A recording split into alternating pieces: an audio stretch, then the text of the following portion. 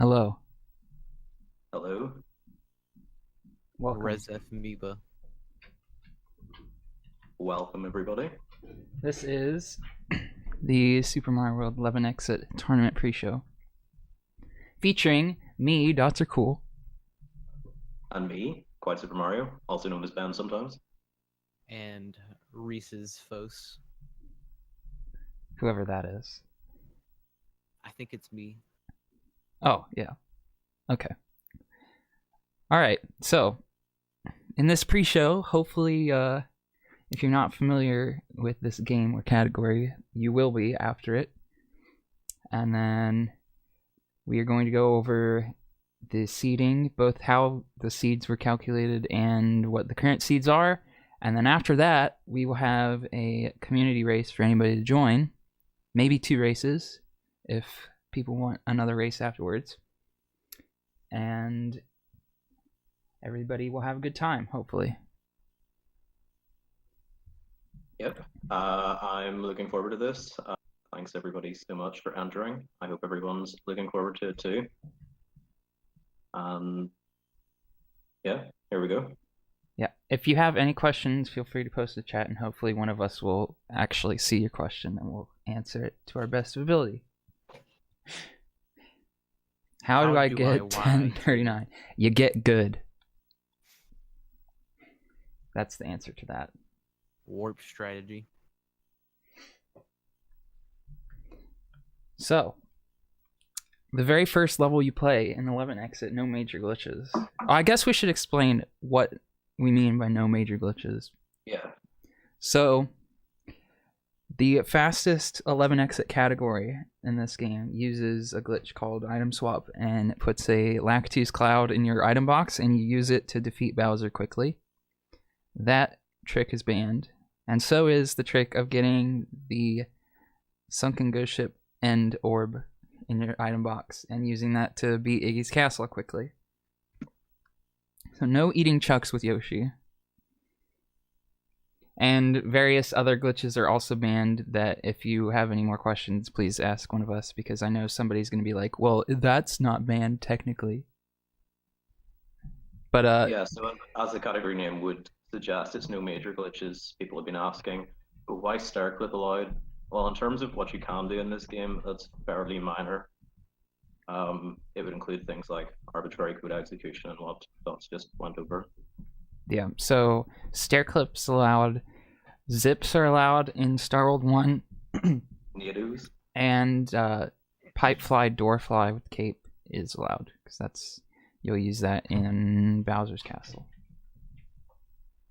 Dram's Cat asks what the timing method will be. The timing method for this tournament will be SRL rules, since we are using SRL. So the moment that you press start on the one player select screen will be what you do when the timer the SRL timer counts down. You press start on that screen when it hits 0. And then you'll want to hit .done in the SRL room the moment that the last Mecha Koopa hits Bowser. So for the restream, a lot of people have been asking, does it matter what splits you use on the stream? We'll just be capturing, well, I suppose we do capture this as well, but it can be synced up. I know a lot of people probably will use the other timing, at least just for their run, but on SRL, you're pressing .done on the final hit. Yeah, and in the case that it's really close, like within a second, we will go ahead and just retime the runs manually, also using SRL timing, but we won't look at basically ignore what SRL says, if that makes any sense. Yeah, I know a lot of people are nervous about pressing dot on the final hit, but obviously we'll be taking just the game time into account. Yeah, if you accidentally don't hit .done and your time is 10 seconds longer and that costs you the race, obviously we'll fix that.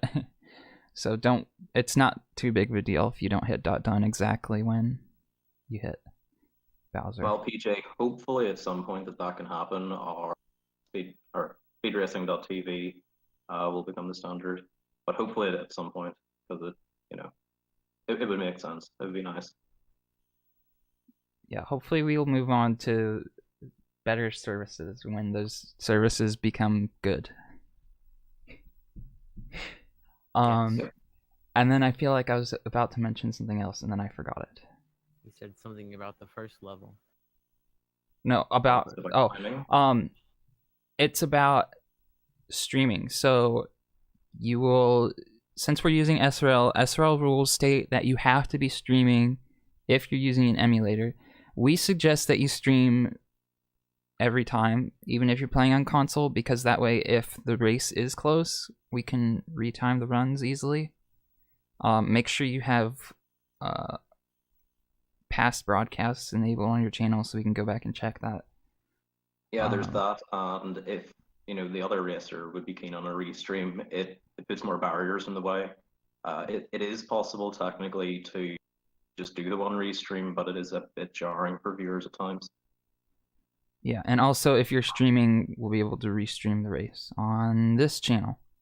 Yes, we'll be hoping to do as many of those as possible, but we're in excess of, I think we're 168 matches total, so that's quite a lot. Yeah. Yes, the timing is on the final hit of Bowser, not when Peach appears. That's when you time RTA runs. It is super confusing and it's really dumb, but that's what happened like 5 or more years ago, and it's just stuck. I don't know how it's stuck for so long, but it's stuck. Yeah, I'm not sure either, honestly. Oh yeah, Walk's correct. If you local record your races also, in case of your internet issues or our internet issues or anything like that, we'll have video proof of your run. Yeah, I think that about clears it up for timing and SRL. Well, actually, a lot of people have been asking about how to use SRL. There are extensive FAQs on that and even a video on how to register, so I can post that for reference if needed. I think most people do have an SRL account at this point, though. Yeah, if you haven't used SRL at all, I highly suggest that you stick around for the race at the end of this so that you can get familiar with how it works. Actually, yes, that too. I forgot that we were going over that at that point. Okay. Okay, so if you're using live split, you can still use -2.2, but it'll like your live split timer and the SRL timer will be off by that amount, which is fine. And then what you'll need to do is split on when you hit Bowser. Your splits will be wrong because they'll be super early, but in the race room it'll be correct. It's really dumb. We really need to like change that because that is stupid, but it's the way it's been forever. Yeah, it's unfortunate, but maybe there'll be some solution to it at some point. Or done the race. Yeah, it's a lot of people use the live splits built-in SRL thing, which works if you really don't want to use the IRC thing, but I would suggest just using IRC client, either your own client or the one that's built in on SRL's website, so you don't have to mess around with the difference in splits. Or you could just create new splits. There you go. Yeah, I probably will create race splits because just sometimes it's nice to see, oh, I'm running against my best race. Yeah, it's nice to have. All right, and I think unless anybody has any more logistical questions, I think we can get on to onto the levels. The levels. Mm-hmm. How many levels are in this category? 12 levels. Sure. 12 levels in 11 exit. It depends. If you count the last level as its own level. Because Star World 4 is the 11th exit. Front door doesn't count as an exit, but it is a level. So 12. Good thinking. The first level you will be playing... Okay, first of all, I guess I should mention this. What I'm using right now that you see on the screen is the Super Mario World practice cart. You can find that at my website, dotsacool.com/practice, or if you're in the Discord server, the SMW Discord server, it's in the resources channel. So that's why if you That is the best link I've ever seen. if you haven't used this before, I highly suggest it. It makes practicing a lot easier. And you can use it even if you're on emulator. It streamlines a lot of stuff.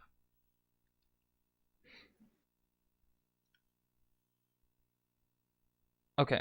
Okay, so on to the levels. On to levels. Yoshi's Island 2. I'm looking forward to getting some tips here. This level, you just hold right the entire time. So in other, the orb and cloud subcategories, you would normally get Yoshi because you need to do an item swap. But in this category, you don't. If you need the extra lives, you can technically get 6 lives very quickly. Oh yeah. So Or 2, or 1. that's called the firecracker strat, and you just spin jump on all the Koopas. Easy. Or I think the intended way is just to take the shell and throw it at all of them. I think that's a lot easier. But if you want to, then you could do this fancy strat. Then there's the Gregonator / the Gym's friend, which I'm not sure Dots knows how to do. I don't. Isn't that where you keep the shell moving and it keeps killing the rest of the enemies? You do like the short kick, but on the top platform. And you like drop it into the Koopas, and then it kills all the Koopas to the right as well. Fancy. Okay, and see on the timer here, I got 361. That is very important. It saves, what, a frame? But you have to get... You have to extra hit points. five coin blocks in the level for it not to lag. You have to get shell jump, or 5 coin blocks, or you lose time. Basically, it doesn't matter because it's so insignificant. But since there are so many people that ask how to get a 361, might as well go over it. So what you do is you jump and you let go of right there. And sometimes you get it and sometimes you don't. But that's how you'd get it. It does not save 1/3 of a second. No, definitely not anywhere near that amount of time. There it is.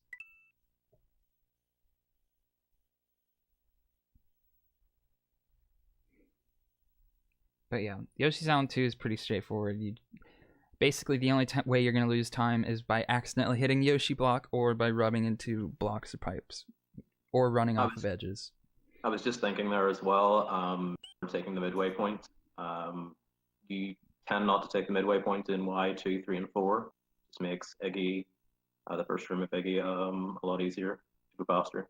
Yeah, I will show that off when we get there. But you want to try to stay... If you think you're going to take damage in the first few levels, then staying big is probably a good option because it only loses maybe about a second if you do get hit. But yeah, you optimally, you just stay small.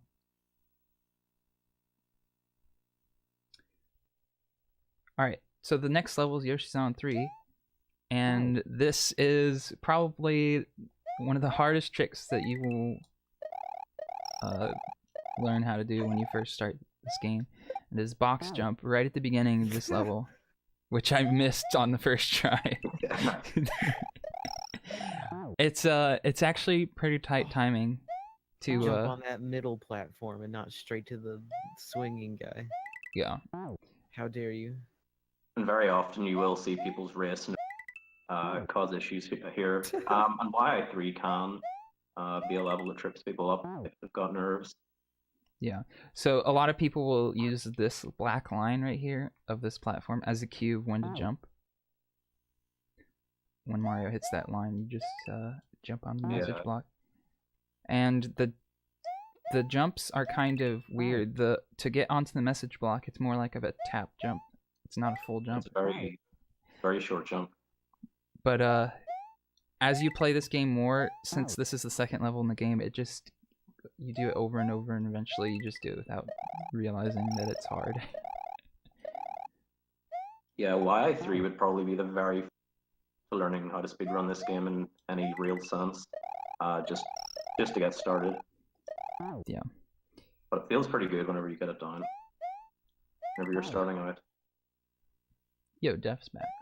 You're welcome, Def. Well, Def will be doing a lot of the restreaming, I'm sure, me included. Yeah, so another thing to mention in this level is these brown swinging platforms. You'll notice how I try to land on the very left side of each one and then run on each of them all the way. Because you see how they like very slightly push Mario to the right. And there's enough of them in the level that they do add up and save about, I don't know, like a half a second maybe. But it's what you need to do to get a 259 on the timer, which I just barely got because I ran off an edge. Hold on, sir. Did you just walk in between those two yellow block platforms? Oh God, we have to go over this, don't we? That is an we? entire frame of time loss. It's not an entire frame. It's like what, 1 chance in 50 or whatever of losing a frame. What he's talking about is these the turn block platforms that extend out. Right here. Subpixel. You Right lost here. an entire subpixel. Right there, running over these gaps sometimes loses you 1 frame. Pixel, subpixel. 1 subpixel on average. Well, if your subpixel rolls over on that 1 subpixel, then you would lose a frame. I see. So it's 1 in 16 then. So don't run over that gap if you want a chance to lose a frame, you just jump over it. I know it's really hard to jump over that gap, but you'll save a frame 1/16 of the time.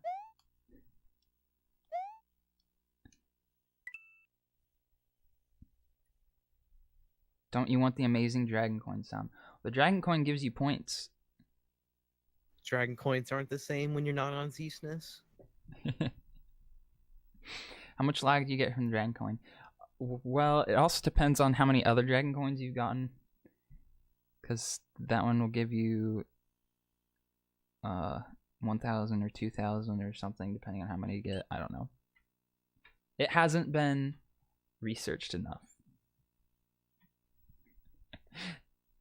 Okay, 1 out of 48 of the time. So even better. Okay, so that was Yoshi's Island 3. Now on to Yoshi's Island 4. This is another level that you pretty much just hold right on.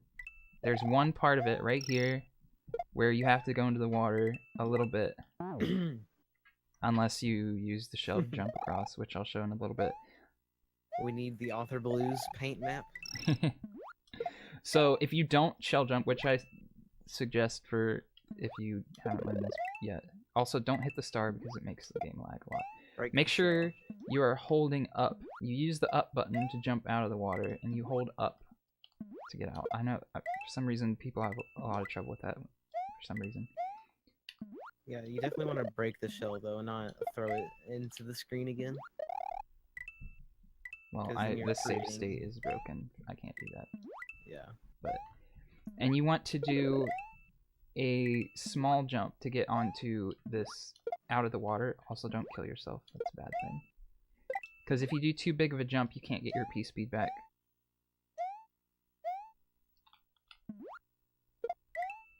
Nice. Just want to do a tiny jump to get back on there, and you can regain your P speed. Easy.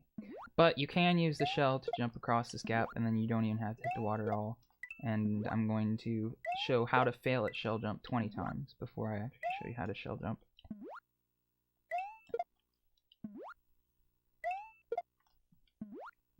Resi has an amazing tutorial on how to shell jump, right? Or is that Dream's tutorial? I need to remake that. There it is.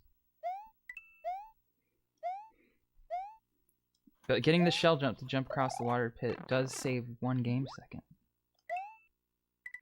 Are you kidding me? If I search for my shell jump tutorial and I spell my name wrong, all it comes up with is Mario Maker tutorials.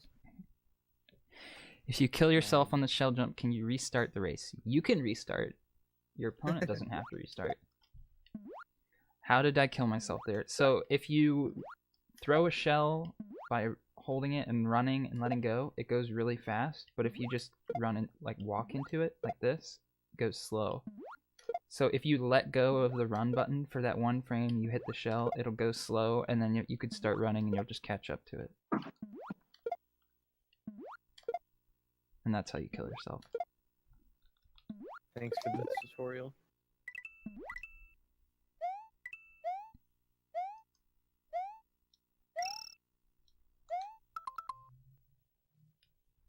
Okay, Iggy's Castle. This is a level you have to actually do. You can't skip it with the orb. Also, I want to show off the jump that is easy or small. It's right there, right at the beginning.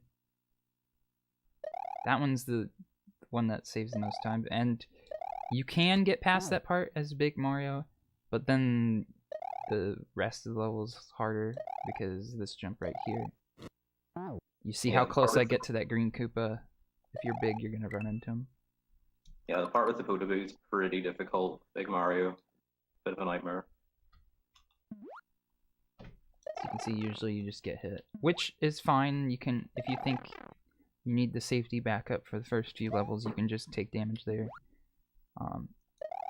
But you can get past it, of course. This part gets a lot harder because Big Mario hits his head on the ceiling. Don't forget to grab the cage. Yeah, the cage you can grab by pressing up or down. I prefer down. It feels smoother. Yeah, me too. And then you want to grab the midway point here so that you're big, if you aren't already, so that you can grab the fire flower in this level.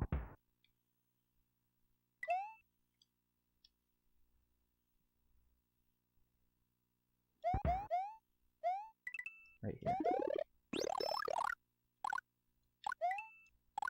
And you'll use this fire to Oof, Monica. take out Iggy faster. And make a save state right before this. Ooh, I don't know, that crusher looked weird. So, the, oh buddy. Okay, something's wrong with the save state here. I have a broken practice cart. You can hold the fireball button when you go into this room, and he automatically shoots one. Some people like that. I prefer Wait, not really? to do I that. didn't know that. Yeah. Some people prefer to do that. I don't really care for it. I just like to time it. But it's something you can do. It automatically shoots right into his face, so... Is that all boss rooms that happens? Yes. All Mode 7 bosses. So not Lemmy and Wendy, but that's... You don't need fire in those anyway. Interesting. But there's a bunch of different ways to kill Iggy. I suggest checking out the wiki at... I forget, what's the wiki URL again? smwspeedruns.com.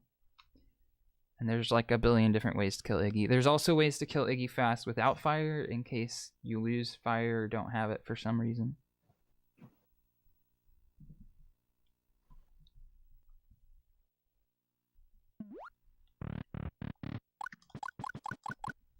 Yeah, there's also the slide kill, which I've never done in my life, and I'm surprised that I got that close when I did that. But anyway, once you defeat Iggy, you'll be on to Donut Plains, where you get the cape and then you fly over everything forever.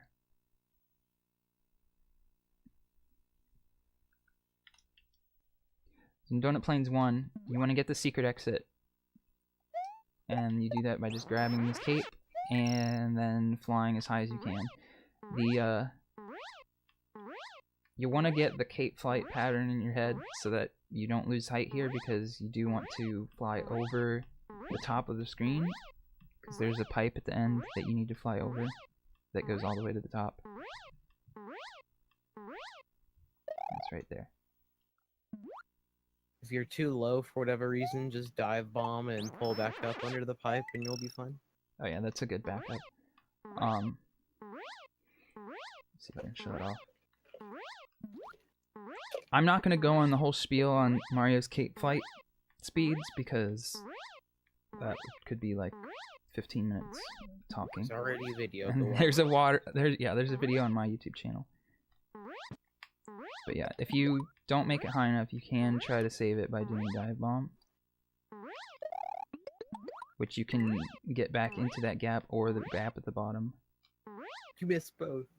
I know I missed both because I'm not good at this. Or you can just get a wall clip and it's ruined. There we go.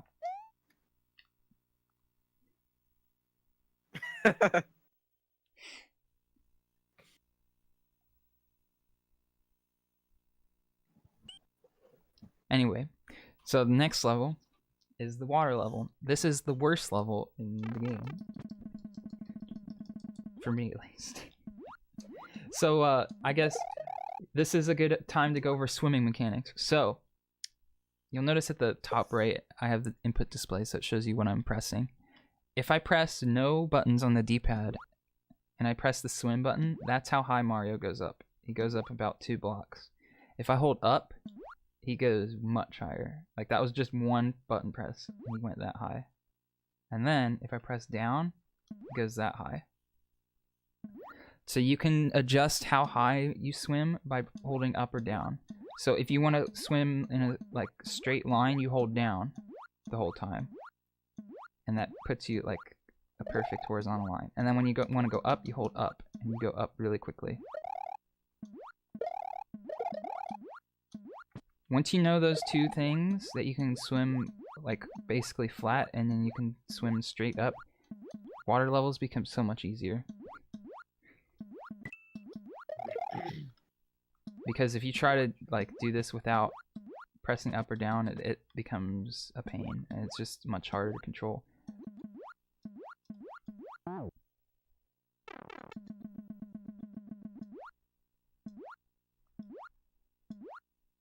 But yeah, for the first half of this level, you basically just want to not run into walls like I did at the beginning. And then you want to enter this pipe.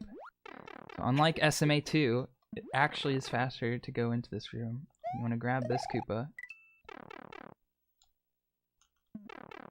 and use the shell because Mario swims faster with an item. It's the only reason you go into that room.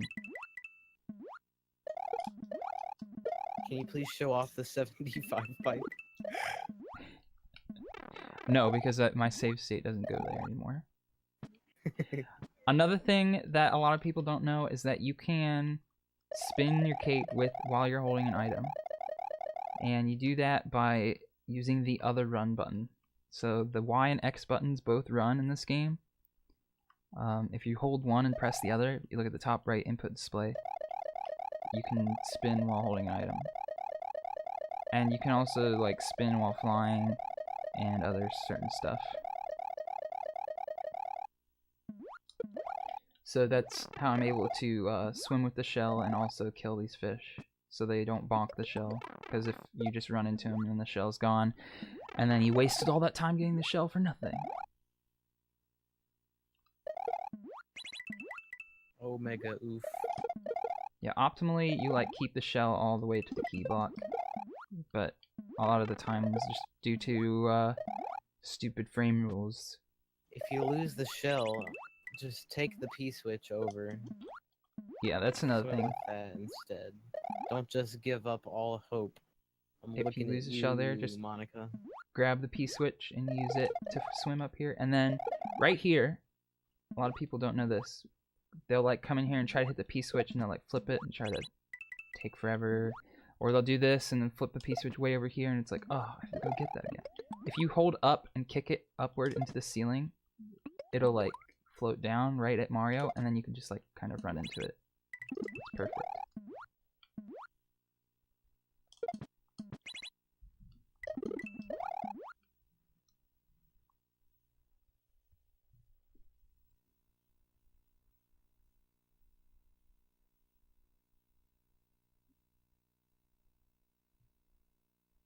Yeah, so the water mechanics of holding an item and like kicking it up, swimming, and then re-grabbing it, it saves a lot of time because you swim slowly when you go upwards with an item. But being able to kick it like that, it's really tricky, but it does save a lot of time. But it's definitely not something you want to try to work on right away. I would try to just not get hit in that level, because it's really important to have Kate for the ghost house. Speaking of ghost house, the donut secret house. Oh, it's not a ghost house, it's a secret house. Ah, dang it, I don't know Super Mario World. I have a great video on this one too. The small only tournament started like 8 months ago. Finals have been going for like 5 months. I just haven't done the match yet. I'll do it one day. When C's not busy building a helmet. So I am bad at this setup for a stair clip, but there you go. You can do that. That is allowed. You're allowed to clip through those stairs. It's any setup that does it is dumb. There's nothing that's easy. There's nothing that's easy and saves a lot of time. It's everything's either hard or dumb. But if you don't want to clip through the stairs, the best way is just to fly into these boo rings. There's several ways you can do that. You can time it by jumping at the top of the stairs, so you can go through here. This is not the way I do it, which is why I'm messing it up like a billion times. One of these times I'll get this.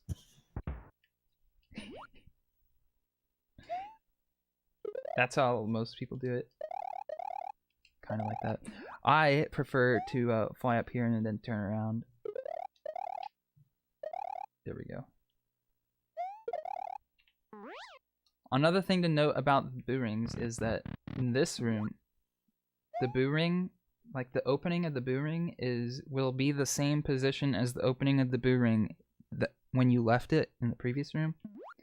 So you notice, like right here, the opening is on the right side, and that's because in the previous room, when I left it, when I despawned it, when I went far away from it, the opening was still on the right. So it carries over from the next level. So if you take forever and let the boo ring spin around, then it affects where the boo ring will be in this room. In this case, the strat I did keeps the opening on the right, so you can just fly right through it here. But certain strats, like ones where you actually jump through the individual boos in the ring, will have that opening be somewhere else, and you have to deal with it. It's annoying. And then you want to fly up here and beat Big Boo. That's where Big Boo is, by the way, if you didn't know where he was. How big is he? He is approximately 59 cubic meters.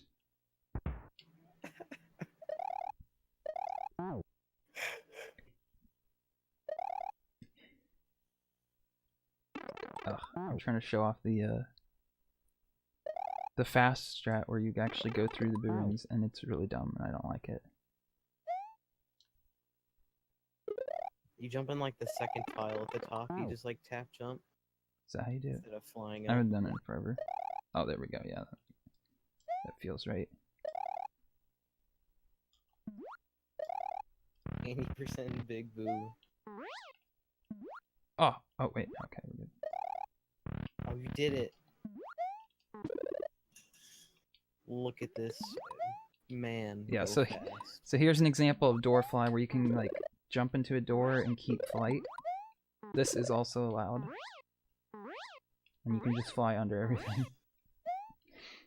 I'm not good at this strat, so I'm probably not going to do it, but it's possible, and I think that's the fastest version of this level. I wonder what the architects of Dinosaur Land were thinking when they just left bottomless pits of death in their homes. Yeah. Would getting Green Switch Palace help in this tournament? Yes. Green Switch Palace would help a lot because Star World 4 has green blocks in it, and if you activate the green switch, then it makes it easier to get the secret exit. The downside to that is that you have to do an auto scroller and an extra exit, and also the switch palace. So it loses about 8 minutes. And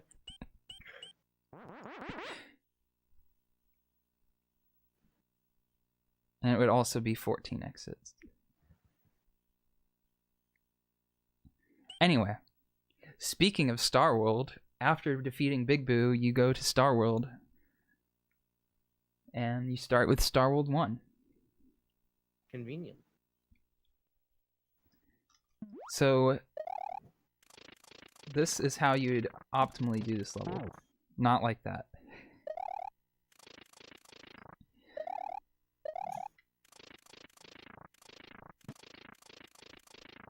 Good enough. So, those are called zips, or smasholas, or nados, or whatever you want to call them. Super M37 Super- Smashola. Super M37 Smashola is also a good name for him. It is true, TLD is correct, that if you do subscribe to twitch.tv/Super Mario World and you spam the emote Super M37 Smashola in your chat, then you'll be guaranteed to get the zips perfectly first try every time. By the way, proceeds of money raised by this channel go towards Super Mario World related things. It's not like somebody's hoarding all the money. Yo, Master Pants and TNT, thanks for the Twitch subs. Enjoy your Super M37 Smashola. You are watching Super Mario World at twitch.tv/Super Mario World. Indeed. Okay, so I could probably also I could also talk about zips for like 15 minutes on how to do them well. I assume there's probably resources online where you can learn how to do these a lot better. But generally what's going on is there can only be 4 blocks spinning at once. So you see over here there's 4 blocks spinning. If you make a 5th one start spinning, then the first one will stop. And if Mario's inside of that block when it stops, he'll get pushed down.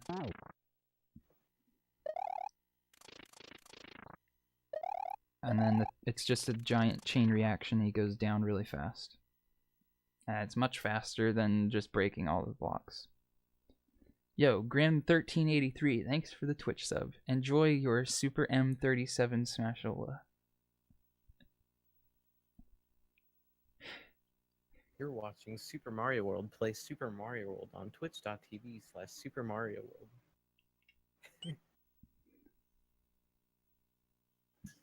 Anyway, after you fall into a depression from bad zips, you have to go to Star World 2. So like I said before, holding something while swimming makes you go faster, so you want to grab Blue Yoshi as soon as he hatches. But you don't want to feed him because you don't want him to grow up into a big Yoshi. Because then you can't hold him anymore, and then you swim slow. And then you just take him all the way to the end. This level's pretty straightforward. There is a good visual cue for when to swim downward. Let me show that off. A lot of people also use music cues. I don't have this music on right now, so I can't show that off. But I can show you what I use. So look at the pattern of the green fish. There's a pattern of blue fish, and then there's this pattern of green fish. When that guy, the second fish in that pattern, like that diagonal pattern, goes off the left side of the screen, then you hold down. And then you perfectly go right in between these guys, and you're down here.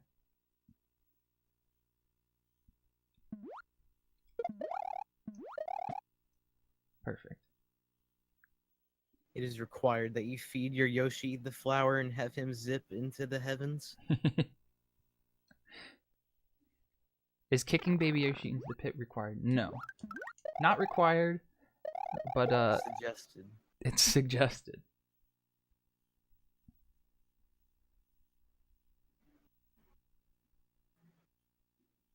Yeah, you don't want to feed Yoshi.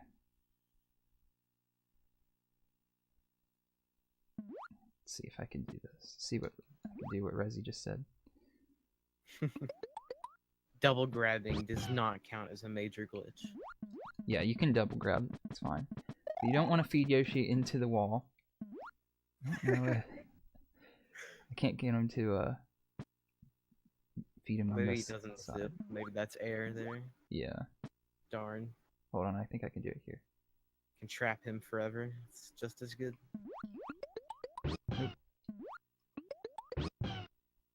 There we go. Goodbye. Okay, but I still want that fire flower because that comes in handy later. So Star World 3 is you have to also take the secret exit. It's not the easiest level in the game because you can't just run across to the goal. You have to actually fly up here and get the key in the hole. And I apologize for not being able to pull off this strat because I don't usually do this. But there's a way to grab the key. Alright, Rezi, drive all the way down here. Up here. And take over for me. There we go. Something like that. You don't have to do it that fast. I don't do it that fast. I do it slow way. What in the world like that? If Yoshi eats the goalpost, do you major glitch? Well, first of all, if Yoshi ate the gold tape in 11 exit, you're doing something wrong. But I guess it's okay because you can't really control it, and also you don't do that exit anyway, so it doesn't matter. And it doesn't help you because you don't even touch Yoshi in the first place. Oh, why is Yoshi disappear? Oh, he didn't do it that time. Yoshi was gone. He's gone. Alright, anyway. Then on to Star World 4. So this level is tricky. What if you accidentally get Cloud? Dropping the key onto the hole and re-grabbing it can sometimes be like 1 or 2 frames faster, but you have to drop it in like the perfect spot and not let go of run or right for long enough, and just don't do it. Yeah, task trick. If you accidentally get Cloud, then you're disqualified. Also, make sure you actually run into the keyhole from the left. Like, you can actually save quite a bit of frames from just running into it from the left instead of from the top. That is also true. That goes for really any level with key. Yeah. A lot of people like run into this from the top. Like that. But if you try to hit it from the left, you'll get the keyhole as soon as possible.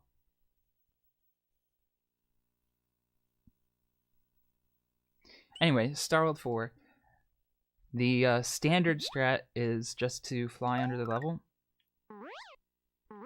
This is where you really want to like get the pattern of when to cape pump down, because you do want to stay pretty low to the screen so that you can fly under this platform. And then you have to pull up pretty quickly and fly up higher so that you can get to the key.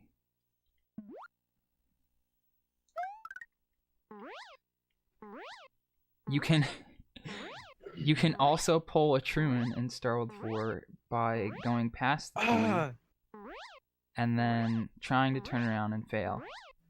If you do go past the key, you can try to turn around by hitting the other fly button, or the other run button, and that will spin while you're flying, and you can turn around half the time. Sometimes you don't turn around, and you have to be prepared for what happens if you don't turn around. But you can save it.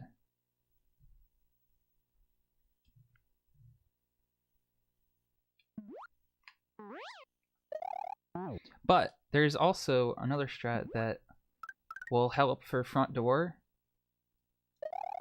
and it involves grabbing this extra cape. Oh my gosh, I just got... Louis timed it out earlier, and grabbing the extra cape is slower. What the heck? I was told this is faster. Louis says it's a couple frames slower. Well, good, because this strat is dumb. Oh my gosh, I just got hacked again by the frame rule. Okay, don't do this strat. Bad strat. Loses time, and you can get hacked by the frame rule. Oh my god. But do know that it's a thing. You can get an extra cape like that if you are It's a faster maniac. if you do it faster than Louis. Well, don't do it anyways because it's stupid and dumb. It is kind of dumb. If it is faster, it's hardly faster. So if you can't do that, then don't worry. It's not worth it. Small side note, Resifos approves of learning no cape strats in this category because you're going to lose a buttload of time going back for the cape when all the no cape strats in Star World are all pretty easy. Yeah, so the strat for no cape in this level is actually to grab Yoshi here. And then if you do a certain pattern, you can feed him. And I don't know why that happened.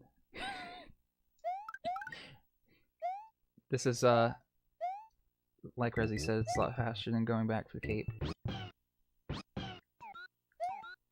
And then you're supposed to grab this blue shell. I don't know why this is acting weird. Maybe it's because I'm small.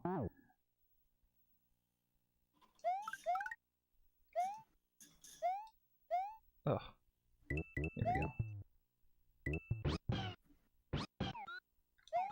Maybe I'm used to being big or something, I don't know. But anyway, feeding red Yoshi and then grabbing the blue shell is basically the same as the cape. You can just fly under. And then you have to make sure to hit the key block from below and then get in here. You don't want to land on top of the platform and then Yoshi not having a shell and then you don't have a key. Yo, Eldad, what's up? Hi. You have to jump. Okay, well if you jump there then it'll work. I don't know why. Maybe I'm thinking if you have a cape you can just run off the edge.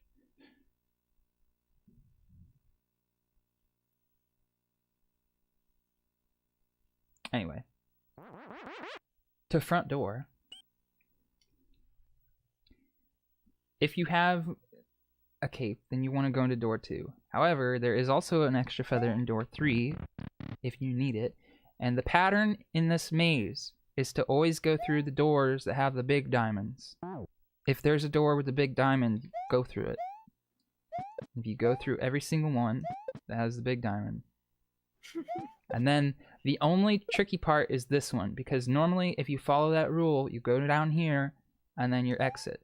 But that's why the cape is where it is, because it doesn't follow the rule at the end. Follow the big diamonds, except for this one right here. This Mecha Koopa falls down like that and it shows you, oh, you can actually go through the small diamond part. And then there's a cape right here. And then you exit. And then you get hit by this guy and it's over. Just remember, big diamonds. And then you'll remember where the cape is every time. Is door 3 faster if you don't do cape kill? I believe it's slower. If you do cape kill though, it is faster. Yeah, if you don't do cape kill in Bowser, then you don't really need the cape in the first place. Yo, Jackson, thanks for the bitteroonies. Anyway, in any other situation, you go through door 2 and you want to use door fly to just fly through this part, so you don't have to touch that. And then you want to jump up here and stand right about here and press the spin jump button. And eventually, you'll get in the 6 and you win. If you're playing in the 6, then that's how you win. But Banned. this is 11 exit and not in the 6. So what you want to do is you have an option of going door 7, which is very similar to if you've done 11 exit with Cloud. Or you just go into door 5. Now, if you have a Fire Flower still in reserve, then this is the time where you want to switch back because there's a damage boost strat here. if you run, and then right before you get smashed by that crusher, you jump, and then you just grab the cape as it falls back down, and you go. And that's faster than waiting for these spikes to go all the way down and then back up again.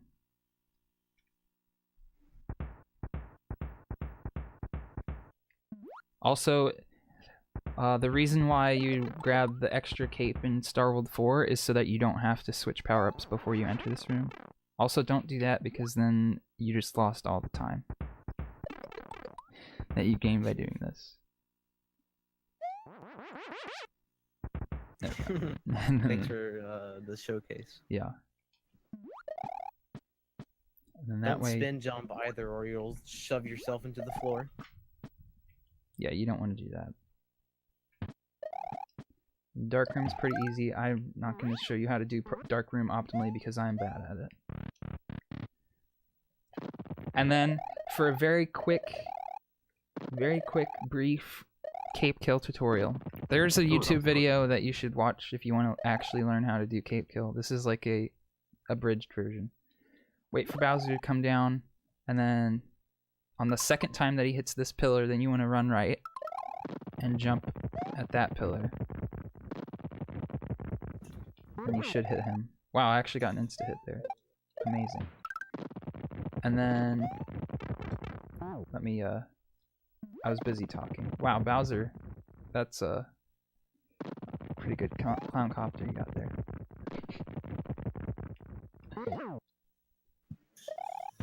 So then when he hits right there, the fourth pillar, then you start running left. And then you jump on the first one, which I can't do this and talk at the same time.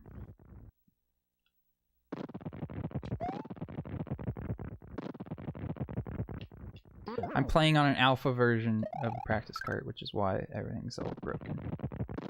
In case you're curious. This is an example of how not to do cape kill.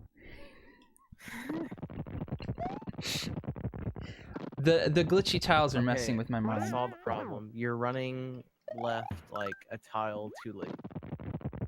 When his propeller is over the third spire from the right, then you run left. You're running like when he's already past it. Okay, so this part right here.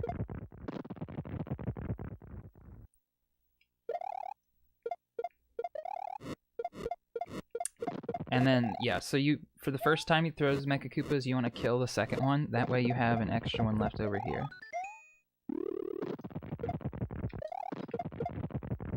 And then you just hide in the left corner.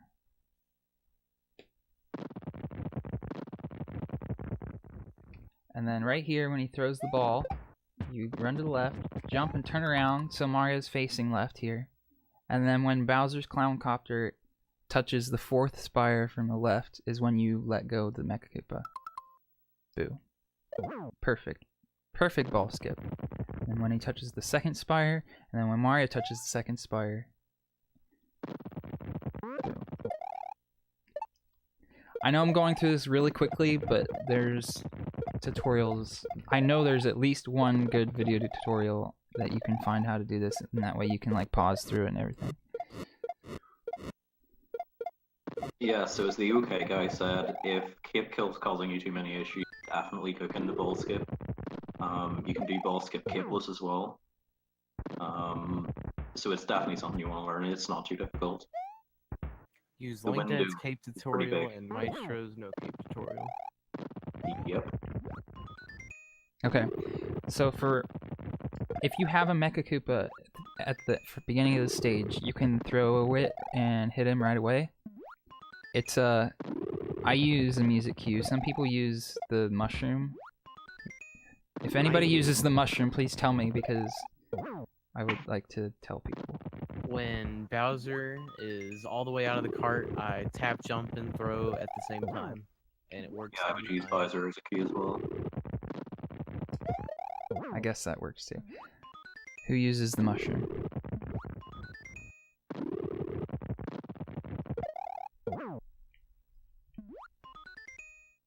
Does If you nobody in wanna the chat use- use the mushroom? If you use the mushroom, I would throw it up when the mushroom is like on the second to last tile, probably. Something like that. Umar uses mushroom. Well then what is the cue? Tell me. It looks like when the mushroom is like right there, or a little bit after there. I still prefer to jump, no matter what cue you use. Anyway, the music cue is the music goes right there, and you throw it right after it goes. That was beautiful. And it hits him every time. And then when Bowser hits the ground there, and then you jump in the second spire, and you hold left when Mario flies off top of the screen, you hit him perfectly every time. Reveal all Silver Star. Why would you? I mean, I don't jump, but It's right there. You hold right, and you jump, and then you hold left. I know there's no input display on the Bowser fight, so I have to like say everything I'm pressing. And that's Bowser. And then you win, and hopefully you win the whole tournament. But if you don't hold up into the credits, then your time will be ignored and you'll be banned from any further Super Mario World tournaments. You get a 10-minute penalty for not holding up into the credits and getting claps.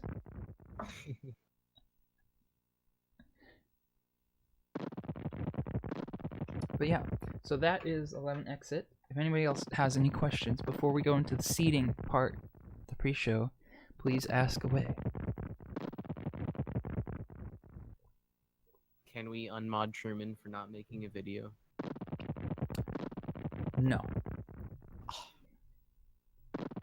It was my fault. I didn't tell Truman to make a video, and also this isn't the main tournament of this summer, so maybe only the main tournament of the summer gets a video. I'd also like you to know that the SMW credits song started playing like immediately the first time you beat Bowser in my playlist. Oh, really? so Sniper. One of the main places that you'll be backup case would be DP1, especially if it's before entering Star World. Yeah, so the So Star World 1 Cape, I guess. So Yep. really cares that much. Star World 4 as well, but you probably just want to wait to Star World 4 if you've got a mushroom. Well, Star World 3 without cape it's annoying, but it's not too bad if you do it first try. Personally, I would recommend never going back for cape because the no cape strats are super easy in this category. if you know the no cape strats, if you don't know, I would them, highly recommend going back for cape if it's before Ghost House. That was a given. In general, is it allowed to do runs on the practice cart? No. Are cheats allowed? No. Yeah, Star World 1 is a good spot. If you want a backup cape, shows Star World 3 no cape. Okay, here's the Star World 3 no cape strat. You want to throw block right away so that it hits LAC 2. Sometimes it'll hit LAC 2, sometimes it won't. You want to throw... yeah, it feels pretty unforgiving at times. Once you're in Star World, it's probably never faster to go back for DP1 cape, and it's probably not even faster to go back after anything. Here's a good example of what the Mode 7 background in Bowser looks like, Ooh, in case you're nice. curious. Oh my god, that's super cool.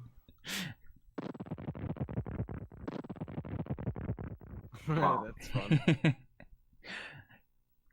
That video is great. Thanks for that. Anyway, what was I saying? I was here. So yeah, you want to not throw too many throw blocks because then they hit each other. Sometimes LAC 2 will not get hit by the throw block because I'm pretty sure he's like invincible while he's throwing a spiny or something. I'm not exactly sure. But if you miss or something, you just want to take the throw block and just throw it and hit him eventually. And hopefully you can get into the cloud. Maybe you can't get into the cloud and die on a spiny, and then it's sad. You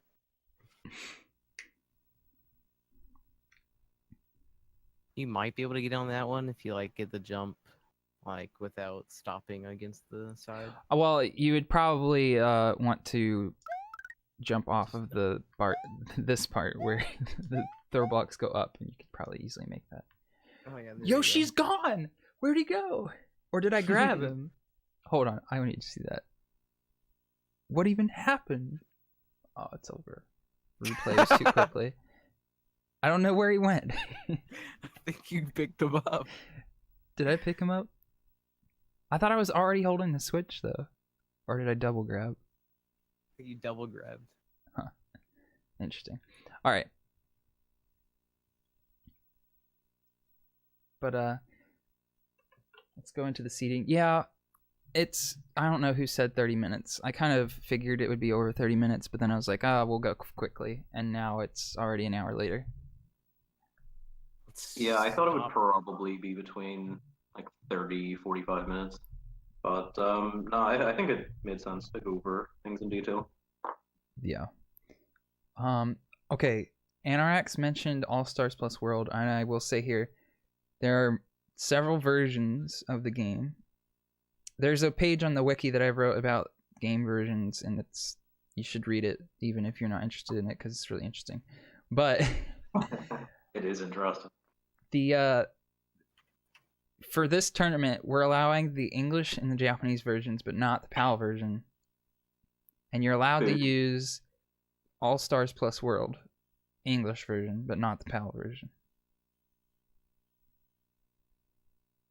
And I think you're gonna be losing like a half a second if you're using English versus Japanese, but it's allowed. And the PAL version, if you use the PAL version, you lose like a lot of time, but it's just so different that we're just not gonna bother with it. But it is allowed on the leaderboards, even though you are at a big disadvantage. PAL's not allowed because the physics are completely different. Like, it's not the same game. And then the same emulator rules for the leaderboard apply to SRL race and the tourney races. So no, you can't use SNES 9X 1.43. You can't use the GBA version or the Chinese version. Can I use playretrogamesonline.com emulator? I'm pretty sure that's just an SNES 9X clone, so as long as it's great, later than 1.4. You have All Stars Plus World on Nintendo 3DS. Yeah, that's fine. Virtual Console is fine. SNES Classic is fine. Super NT is fine. SNES 9X 1.53 is the version that they did on SRO. Yeah. Retro Duo is fine as far as I know. Superboy is fine. Playing on flash carts fine. All right, we're gonna go into seating because it's gonna take us like hours if we don't do this. What was that, Ben? I was just saying this is the exciting part. The exciting part. The exciting part. So you can actually the challenge is already set up. So if you don't want to hear any of my blabbering, then you could just check that, and the seeds are set already. But if you want to be interesting, then we can get on to seating. First thing I want to talk about is the algorithm or the formula that I use to do this. So let's flip on over to that. The much talked about methodology, which I think everyone will agree is pretty sound. It's similar to previous tournaments, so yeah. Yep, here we go. So I even put it in math terms here. This is exactly the formula that I use. So for each of these 6 categories, 11 exit, no major glitches, orb route, cloud route, and then no Star World, which includes no Cape, no Star World, all castles, and then 96 exit. Also, the 11 exit categories also include 11 exit no Cape. So if you don't have an 11 exit time, but you have an 11 exit no Cape time, it is counted as an 11 exit time because technically it's also an 11 exit time. You just didn't use the Cape, if that makes any sense. But you are at like a disadvantage in that you your time is 40 seconds slow or something. The basic idea is first your ratio to the world record is calculated by taking the difference of your run in seconds minus the world record in seconds, and then divided by the world record, and that gives like a sort of percentage of how close you are to the world record. And I multiply that by 8. In this case, the scale I used was 8 for everything because it just happened to work out. It's kind of arbitrary, I know, but I used 8.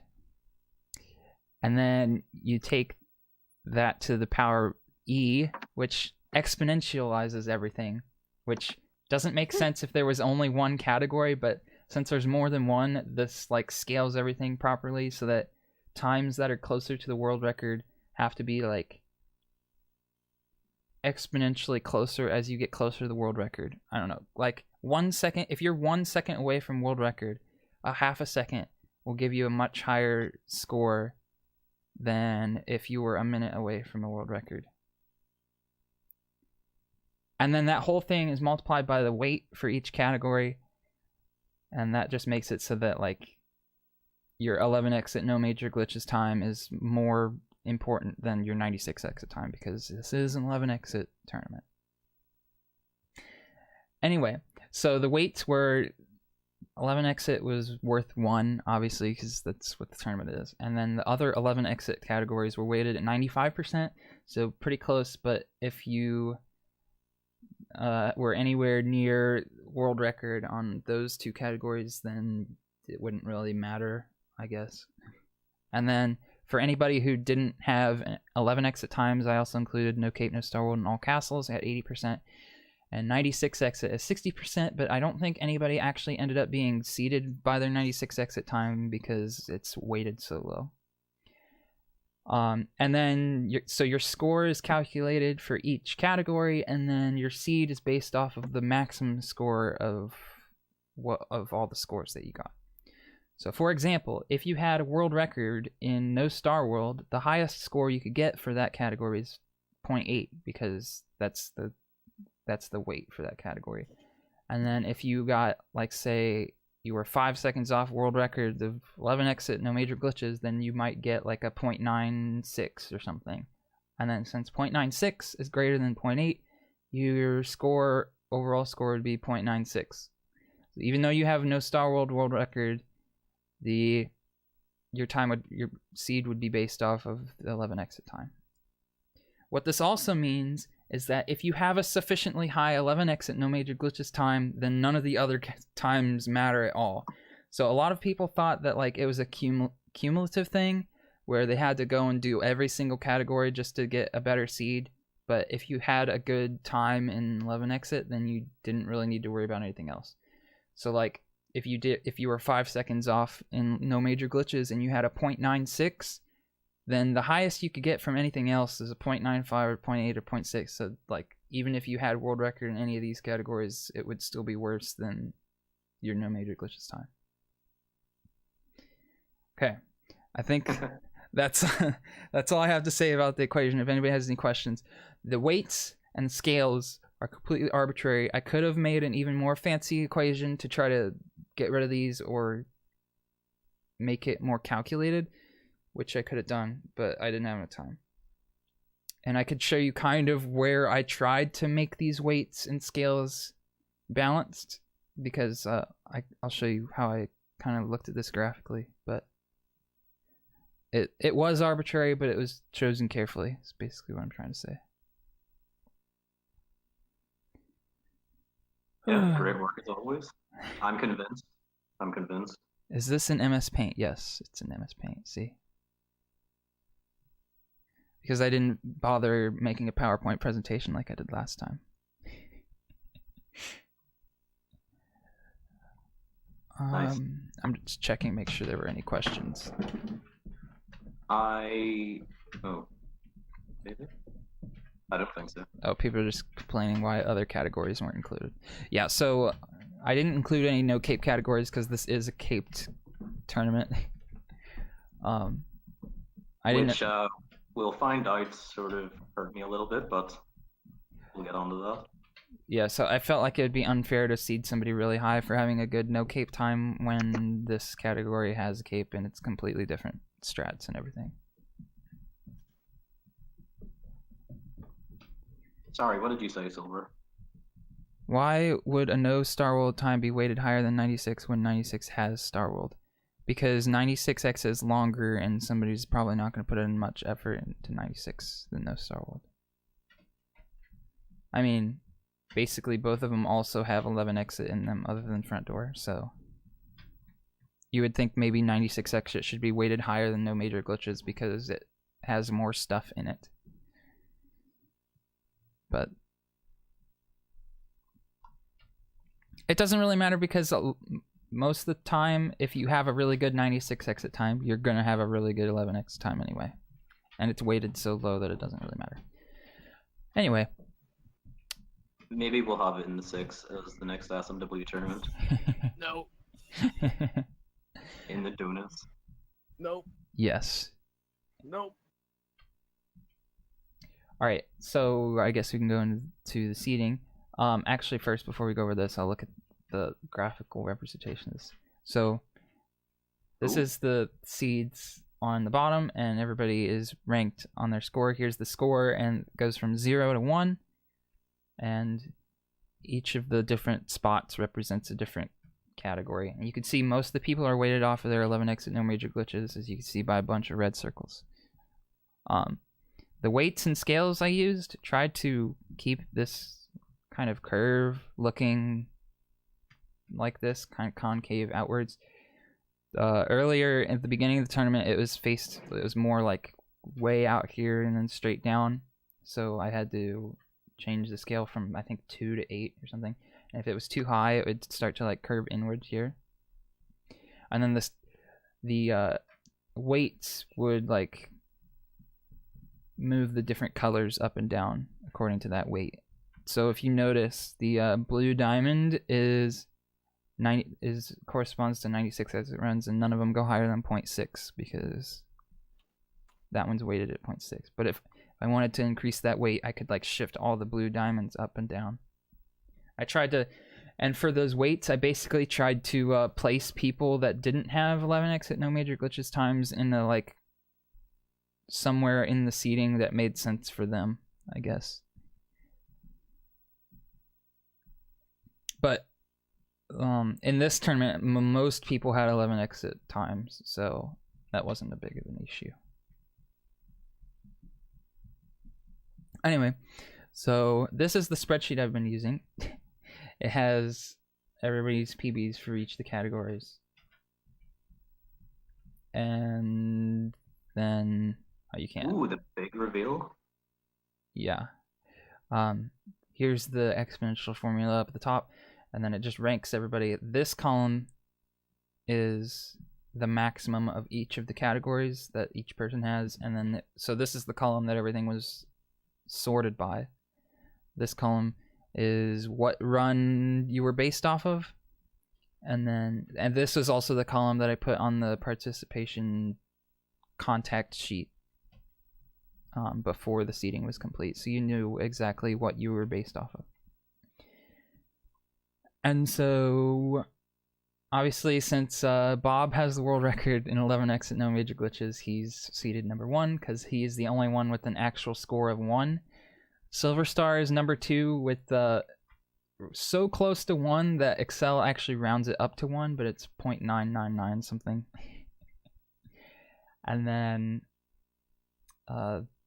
basically it's the 11 exit no major glitches leaderboard all the way down to about 35, seed 35. And since Paco and Truman's cloud times are better than their no major glitches times, they are seeded by that category instead. 2 people are seeded by S+, and then Bob is S+++. Yeah, so I just made these arbitrary letters because I wanted to rank people and give them letter grades. And then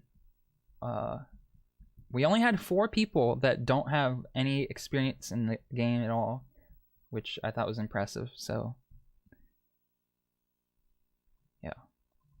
In the middle of the seating block from like 35 to 55 were a lot of the people who've played the game before and haven't focused a lot on 11 exit, no major glitches itself. So we have a lot of the 11 exit orb times coming into play. Weitzman was he the only one based off of No Star World?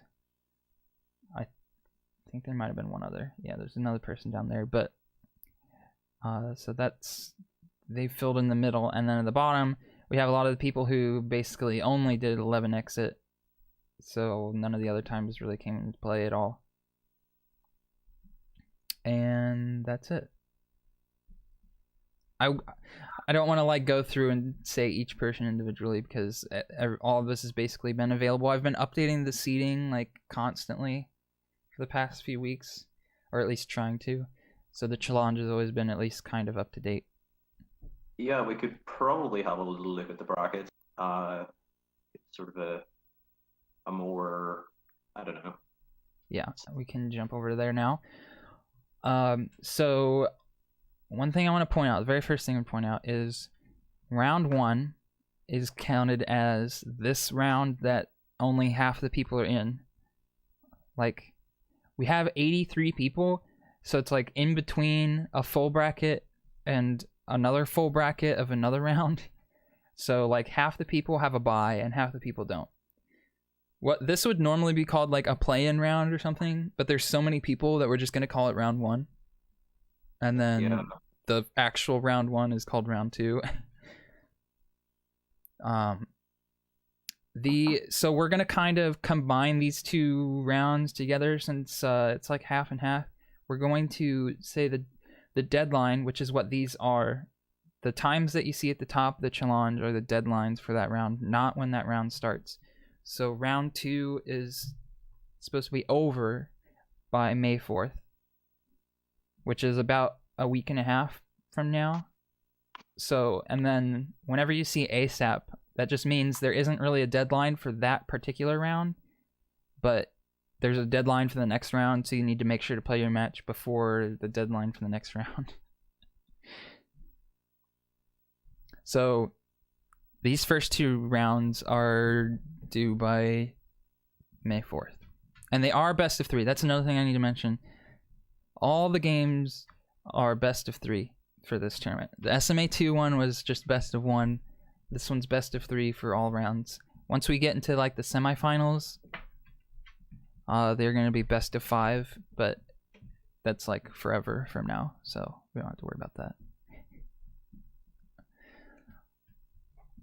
Let's see. Not much to talk about. Oh yeah, there's also losers bracket. The losers bracket matches are also best of 3. Yeah, the losers bracket are best of 3. Losers brackets are like pretty much 2 rounds of losers bracket per 1 round of winners bracket. So there's a lot of this, the ASAP deadlines that I just talked about. So like round 1 losers bracket doesn't have a deadline, but the losers 2 does. So if you're in the losers round 1, you need to make sure to have your match done as soon as possible so that you can get past this May 11th deadline. Yeah, the losers bracket, I suppose out of the 2 brackets, it's the one that can potentially hold the tournament back the most, but the deadlines are pretty clear on the headers on challenge. Yeah, so there's also, these deadlines are on the team up calendar, which I'll show off here in a moment. So you should be able to know when to have your match done by.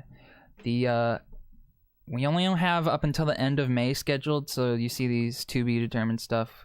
They're probably going to be 1 week per round, but might speed things up if people are good about scheduling the matches, and we might slow stuff down if we need to. I really wouldn't like to slow things down, but if it's needed, we'll do that. What is best of 3? It just means you have to win twice. So 1 race, somebody wins, they have to win again to win the match. The other person can come back and win the next 2 and win the set. Oh, I'm just seeing my my bracket again on stream. I get to face the winner of Calco and Infinite Mystery. What a matchup! Wow, that no cape thing. Wow. Matthew, we have competent organizers this time, so the tournament should be finished. Holy. Burn. Of course, he's referring to himself last tournament. Yeah. So if you don't know if you need information about this tournament, please click this button that has a bunch of arrows pointing towards the button. It has all the information you need.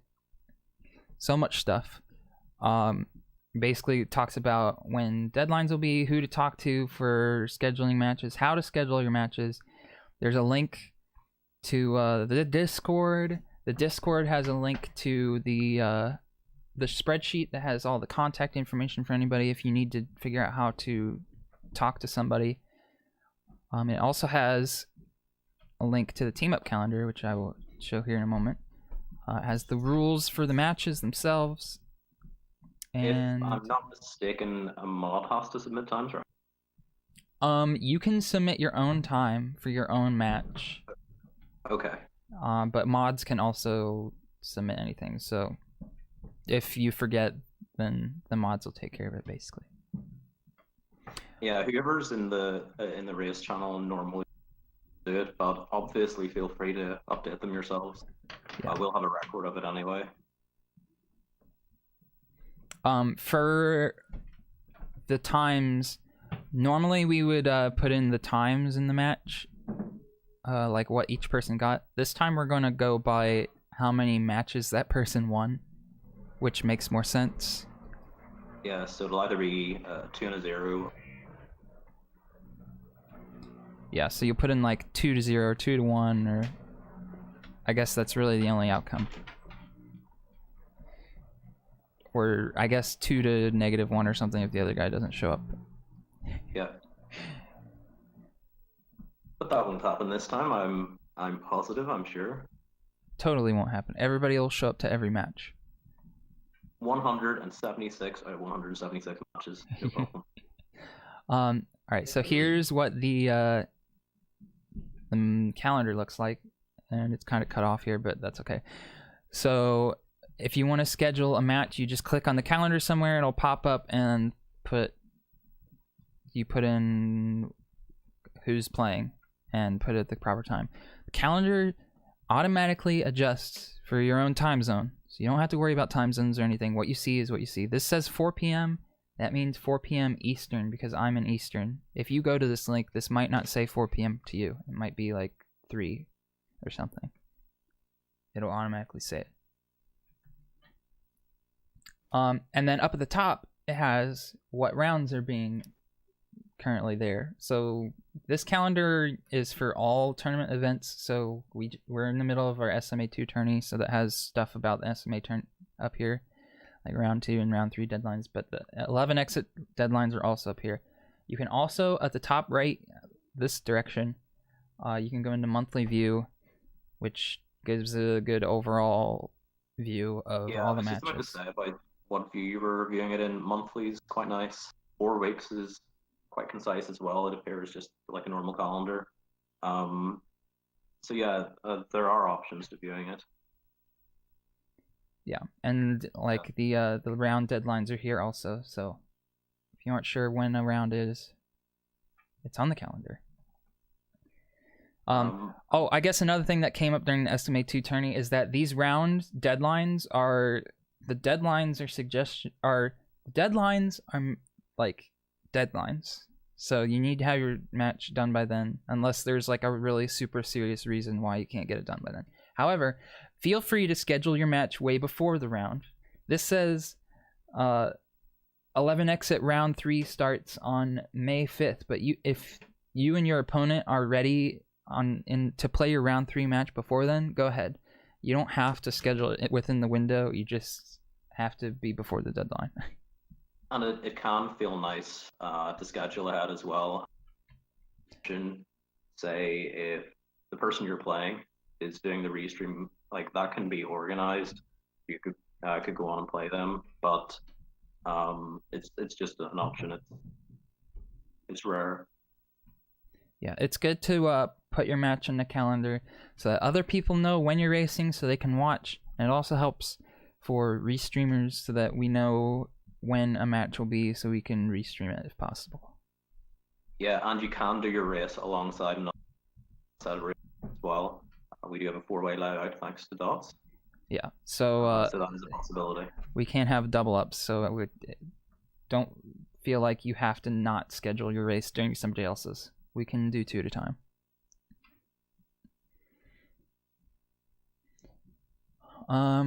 Let's see. Is there anything else? Did I miss anything?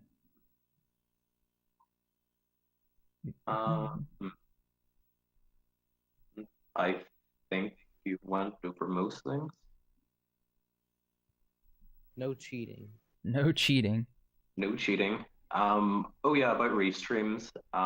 Everybody will have the offer, if they wish to, after the restream, to join live just for a quick chat with commentators, or like a quick sort of interview. It won't be anything extensive, just whatever.